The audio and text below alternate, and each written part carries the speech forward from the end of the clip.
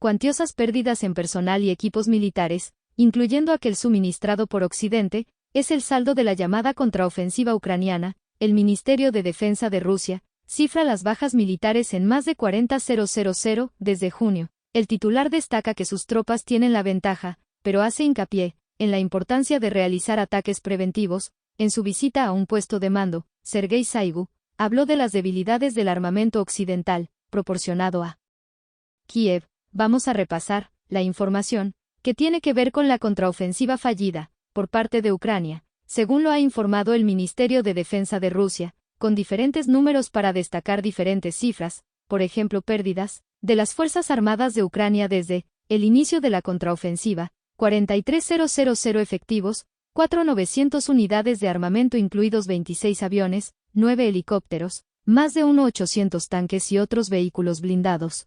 Con respecto al número de efectivos hay que aclarar que dentro de esos 43.000 no están los mercenarios extranjeros abatidos, ni tampoco los soldados ucranianos abatidos, a raíz de ataques rusos contra objetivos militares ucranianos, en la retaguardia, pero vamos a escuchar cómo lo confirmaba, como lo informaba, el representante oficial del Ministerio de Defensa de Rusia. Más de 4.900 unidades de diversas armas de las fuerzas ucranianas fueron destruidas en la línea de contacto, incluidos 26 aviones, 9 helicópteros, 1.831 tanques y otros vehículos blindados de combate, entre ellos 25 tanques Leopard alemanes, 7 tanques MX de ruedas franceses y 21 Bradley estadounidenses. Además, el enemigo perdió 747 piezas de artillería de campaña en morteros, incluidos 76 sistemas de artillería M777 estadounidenses y 84 piezas de artillería autopropulsada,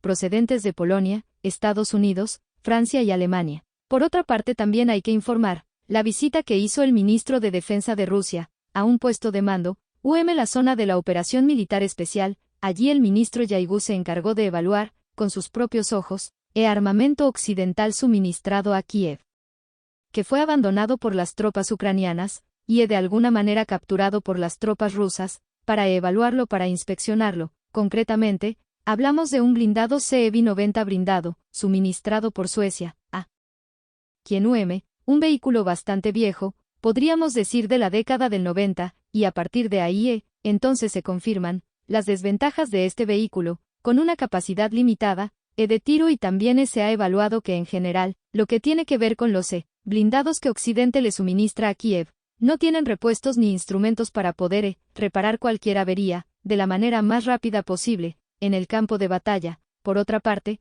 también Shoigu enfatizó en la necesidad de lanzar ataques preventivos contra las posiciones ucranianas, y agradeció por la exitosa maniobra ofensiva en la zona de la ciudad de Krasny Liman en la zona del Donbass. El ministro de Exteriores de Rusia denuncia que Occidente organiza foros escenificados para imponer la llamada fórmula de Zelensky. Sergei Lavrov destaca que lo hace en vez de reconocer los hechos históricos y buscar soluciones reales para la crisis en Ucrania, en vez de una conversación seria, basada en el reconocimiento de la evolución de las realidades sobre el terreno. Durante los últimos 10 años, están organizando foros escenificados, con el único propósito de atraer a tantos países como sea posible, a una aparente discusión sobre la fórmula de Zelensky, que requería ni más ni menos que Rusia capitulara por completo, aceptara atentar contra su seguridad y dejara a merced del destino a millones de rusos, cuyos antepasados vivieron en esas tierras, durante siglos, las labraban creando ciudades, carreteras y puertos. Lavrov recordó que el gobierno de Zelensky abiertamente amenaza con destruir al pueblo ruso, que vive en suelo ucraniano, y que Occidente hace caso omiso. Dijo que, en Moscú aprecia cualquier esfuerzo para lograr la paz, pero que la justicia no puede lograrse a través de la violación de los derechos humanos. Además, el alto cargo recalcó que la cumbre Rusia-África demostró el interés del sur global en comprender la verdadera esencia de la crisis. Anteriormente, el asesor especial de Lula da Silva advirtió de que las preocupaciones de Rusia en materia de seguridad no pueden ser ignoradas, mientras que el presidente mexicano señaló que todas las negociaciones deben contar con la presencia de ambas partes del conflicto. Estados Unidos planea utilizar su antigua base naval militar en Puerto Rico para entrenar a pilotos ucranianos. Así lo informa el medio boricua Claridad, citando una fuente de credibilidad. Se trata de Roosevelt Road, ubicada en el extremo este de la isla, y que cuenta con una pista de aterrizaje, ancha y extensa. En julio, el asesor de seguridad nacional de la Casa Blanca prometió que el entrenamiento de pilotos ucranianos en los cazas F-16 comenzaría en cuestión de semanas. No obstante, inicio del aprendizaje se habría visto obstaculizado. Entre las razones, los medios citan los escasos conocimientos lingüísticos de los militares de Ucrania. La base naval fue cerrada en 2004, pero Estados Unidos se reservó el derecho de volver a explotarla cuando lo necesiten. Lamenta que Puerto Rico vuelva a ser utilizado por Washington para su política beligerante. Puerto Rico, siendo un lugar tan distante de Ucrania, tan distante de Rusia, sin embargo puede hacer lugar, laboratorio de entrenamiento para soldados, los mismos ucranianos que estadounidenses, según los planes que pueda tener el gobierno de Estados Unidos siempre, como he dicho, desde una perspectiva beligerante, y desde una perspectiva guerrerista, de manera que no yo creo que corresponde más que ser distinto, corresponde a esa visión de guerra global que ellos han querido desarrollar contra Rusia. En esta región, nuestro pueblo quiere que este país sea zona de paz, y en ese sentido rechazamos, más allá de cualquier consideración, rechazamos que el gobierno de Estados Unidos esté utilizando a nuestra tierra como este laboratorio de ensayo. Se dice que de pilotos ucranianos, pero los que fueran no debe haber ningún tipo de maniobra militar en Puerto Rico. Puerto Rico tiene suficientes problemas internos, profundos problemas internos, de carácter económico y social, para que además se nos esté utilizando para estos propósitos perversos, de manera que es un rechazo generalizado el que se va dando en Puerto Rico, cuando llega la noticia de que se utiliza en nuestro país, con estos propósitos. En Níger los estudiantes salieron a las calles, en una nueva protesta contra las sanciones y la amenaza de una intervención extranjera. Los ciudadanos se van movilizándose varios días, para exigir, entre otros puntos, la salida de las tropas francesas del país. Denuncia que la llamada ayuda de Occidente no ha traído nada bueno. 63 años de ayuda, ¿y dónde estamos? Somos los últimos en África y sin embargo, nos dicen que Níger tiene un gran potencial, y entonces somos los últimos. ¿Cómo es posible? No es comprensible. Entonces, ¿de qué sirve la ayuda externa? Apoyaremos a nuestras fuerzas para lograr la independencia. En el momento en el que estamos, un civil no puede salvar a Níger, un civil no puede protegernos, las personas son degolladas, las aldeas son devastadas, todos los días, las personas son encontradas muertas en sus hogares. Hay que garantizar la seguridad, para poder tener un país primero. Mientras no haya seguridad no habrá nada, y si usted quisiera hacer un llamado a la gente, de los medios de comunicación, e incluso a más allá de la población nigerina, que entienden que lo de la CEDEAW, o la comunidad internacional, es solo una intimidación, ni siquiera lo creemos. La gente solo tiene que mantener su espíritu nigerino, y eso es lo que nos permitirá salir de esa intimidación. La Comunidad Económica de los Estados de África Occidental anunció que ya tiene un plan de acción bélica contra Níger. El domingo es la fecha límite del ultimátum que dio el organismo regional al autodenominado Consejo Nacional para la Salvaguardia de la Patria. El grupo exige a los militares que tomaron el poder que restablezcan el orden constitucional y que vuelva el presidente destituido. La Unión Europea de Estados Unidos apoya las decisiones de la comunidad regional. Este viernes, Washington anunció el cese de algunos programas de asistencia a Níger. En México,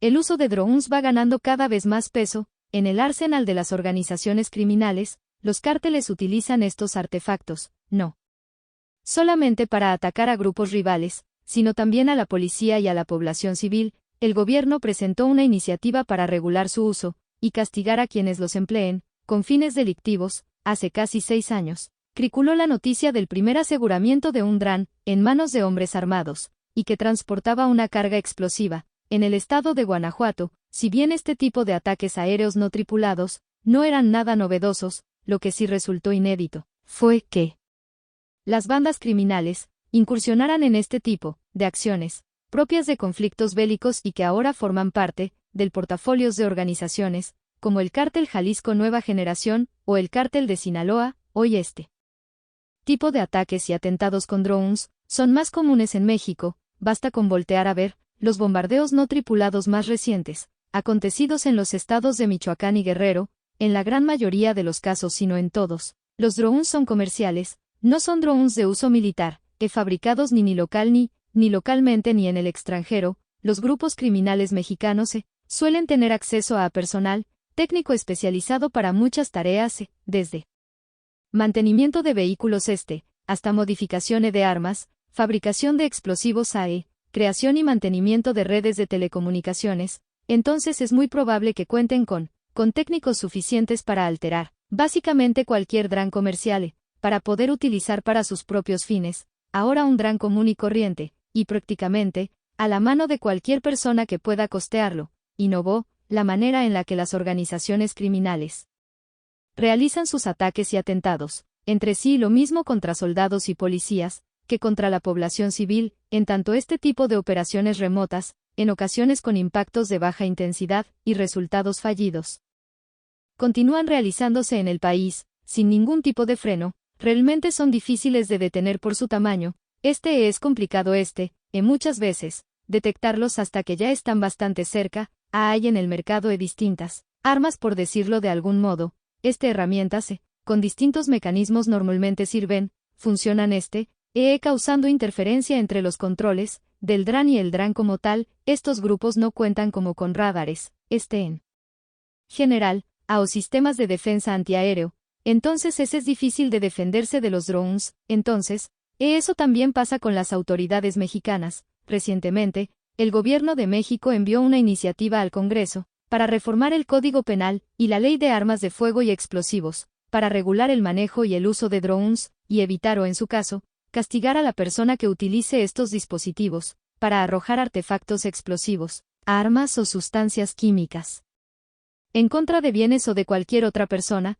una condena que podría ascender hasta los 30 años de cárcel, cuando el objetivo sean las Fuerzas Armadas o la policía. Pulso entre México y Estados Unidos, por la crisis migratoria. López Obrador califica como inhumana e inmoral la política del gobierno de Texas, por la instalación de grandes boyas en el río Bravo. El objetivo de la barrera es contener el flujo de indocumentados, y 2 personas han muerto intentando cruzar. El presidente mexicano responde al gobernador tejano, que lo acusó de no asegurar la frontera, y lo responsabilizó por los fallecidos. El presidente López Obrador ha dado respuesta a las declaraciones del gobierno de Greg Abbott, quien rechazara que uno de los migrantes, fallecidos en el río Bravo, perdiera la vida, debido a las boyas gigantes y con púas que fueron colocadas para impedir el paso de los migrantes. Escuchemos pues sus palabras. No se puede debatir con quienes no tienen conocimiento de la condición humana, no saben del porqué de la migración, o aunque lo sepan,